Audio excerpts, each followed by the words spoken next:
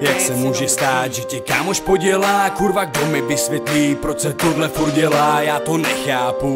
Když se kouknu zpět, tak nevidím jediný důvod, proč bych měl být trestanej. Jak se může stát, že tě kámoš podělá? Kurva, kdo mi vysvětlí, proč se tohle děje dál? A jak potom mám věřit lidem, který znám, za který bych vážně dal ruku do ohně rád? Mám rád lidi, ale už jich moc není. To číslo se mění, už to není jako dřív. Všechny vás vidím, detektor hladiny pravdy. Jsem já jediná chyba, že stejně pořád nevím nic. Oče náš, ty to všechno vidíš, všechno znáš, proto prosím poraď nám, jak najít mír a řád. Já to nechápu.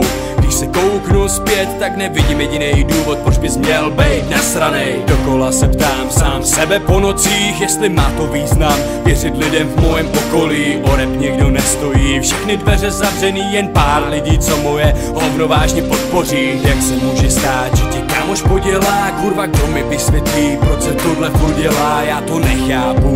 Když se kouknu zpět, tak nevidím jediný důvod, proč bych měl být trestanej. Jak se může stát, že tě kámoš podělá? Kurva, kdo mi vysvětlí, proč se tohle děje dál? A jak potom mám věřit lidem, který znám, za který bych vážně dal ruku do ohně rád? Svět je divný místo, nikdy nevíš, koho potkáš. Čistou duši málo kdy, každý druhej potkan. Nikdy nevíš, jestli pravý záměr poznáš. Kvůli penězům se z tebe stane jidáš. Říkáš, že to neznáš a přitom to děláš. Vole, i kdybych neměl na chleba, tak tohle prostě nedám. Přátelství je pro mě to, i když chovám se jak kok skoro celý rok, ale pořád cítím, že se v rapu zvedám. Na choboty mrdám, na kokoty taky. Jsem sprostý dítě, ale chodím do roboty. Na debily seru, už ho nebudu brát za felu. Už ho mrdám a chčiju na celou jeho bandu. 2000 v čudu a ty si celkem v klidu, ale mě to dělá problém, vole, seru kostky ledu. Otravuju mámu, nemám na trávu,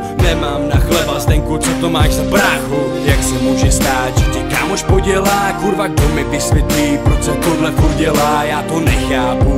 Když se kouknu zpět, tak nevidím jediný důvod, proč bych měl být trestanej. Jak se může stát, že tě kámoš podělá? Kurva, kdo mi vysvětlí, proč se tohle děje dál? A jak potom mám věřit lidem, který znám, za který bych vážně dal ruku do ohně rád?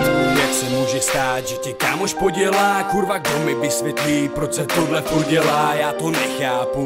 Když se kouknu zpět, tak nevidím jediný důvod, proč bych měl být trestanej. Jak se může stát, že tě kámoš podělá? Kurva, kdo mi vysvětlí, proč se tohle děje dál? A jak potom mám věřit lidem, který znám, za který bych vážně dal ruku do ohně rád?